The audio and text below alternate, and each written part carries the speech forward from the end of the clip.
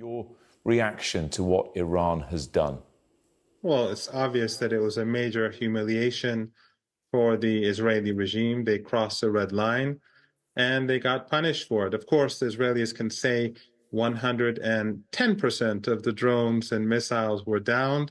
That's fine, but they can also take journalists to see the bases that the Iranians have said were severely damaged. They can easily do that today or tomorrow. Are you sure it's major? Because I saw on Twitter you said it was just a small slap in the face.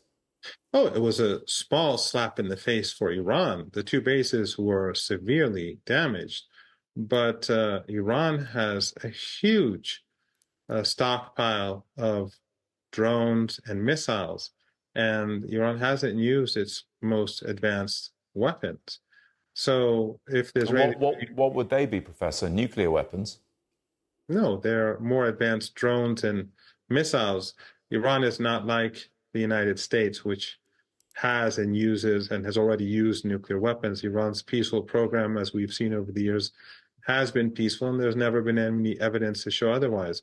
But Iran has more advanced drones and missiles, and the very fact that the Americans don't want to be a part of any Israeli counter-response shows that the Americans know where the power lies. So the smart thing for the Israeli regime to do would be to refrain from responding. They got their punishment and they should live with it. They can say that 200% of the drones were down and 300% of the missiles were down, but as long as they keep quiet, they'll be safe. But if they strike Iran again, it's going to get much worse. And do you think that could happen? Well, the Israeli regime is a genocidal regime. It has no morality. It has its leaders are not sane in the way in which we would view people as sane.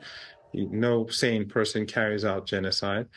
But I think they also are calculating what will happen. If the regime continues to attack Iran, then Iran will attack harder next time.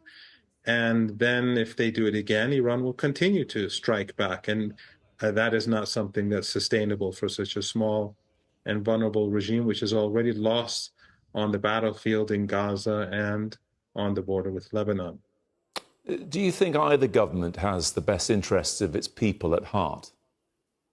Yes, Iran definitely does. Iran is protecting its citizens. The Israeli regime bombed an Iranian embassy, murdering people, and your government, the British government, refused to condemn it at the UN Security Council. The US government and the French government refused to do that. So when the West prefers the law of the jungle, and when they believe that they can strike and kill and carry out genocide whenever they want, but others cannot respond when they're attacked, then the rest of the world has to devise means by which to protect themselves. And the reason why Iran has such a powerful missile and drone capability that even Western capitals acknowledge grudgingly is because Iran has to protect itself from these sort of aggressive actions. So the Israeli regime, I think, will think very carefully in future about striking Iranians. In fact, I think the most important thing that comes out of this exchange is that Iran has struck the Israeli regime directly. And that means that from now on, if the Israeli regime targets Iranians anywhere, that Iran will hit back at Israel itself. The Israelis brought this upon themselves, and they'll have to live with it. How do you think a war between Israel and Iran would end? Israel has failed to take the Gaza Strip, a dot on the map. That is a humiliating defeat. It has failed to even maintain its borders. Well, it would say, sorry to interrupt you, Professor, but it would say its operation there hasn't finished. Well, after 6 months, if they can't take the small Gaza Strip, that doesn't say much for the regime. Iran is the most important country in Western Asia. It's the most powerful country in Western Asia, and Iran has the upper hand. If the Israeli regime chooses to continue this conflict, they will pay a heavy price. And as I said, I think the United States has so far recognized this and has been more intelligent. The fact that the Americans have so far, from what we've heard, said that they don't want to be a part of any escalation is because they know that Iran's capabilities can drive the prices of oil through the roof. If the United States attacks Iran, then those countries that host U.S. bases, they will be seen as a partner in crime.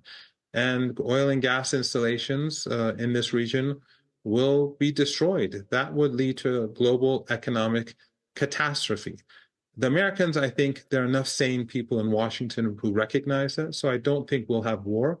So for Iran, going back to what you asked before, is the government acting in the interest of the Iranian people? Yes. Iran has never initiated a war, but Iran has shown the United States, the Israeli regime, that if they initiate conflict with Iran, they will be punished. And that is what has kept our country safe. There would be, just to finish off, differing views on what you've said, certainly in terms of Iran's actions via its, you may call them allies, others may call them proxies, with the Houthis, with Hamas, with Hezbollah, in that Iran is an aggressor. It's not on a defensive posture. I think you and I both know, and your colleagues know, and everyone knows, that the Israeli regime is an apartheid regime. It is an ethno-supremacist regime. It carries out ethnic cleansing, and it kills Palestinians on a regular basis, not just in Gaza, in the West Bank. And what we are seeing in Gaza has been going on for decades. And right now we are all witnessing a genocide. So I don't think when you look at the Yemen or Lebanon or Gaza, the victim is Israel.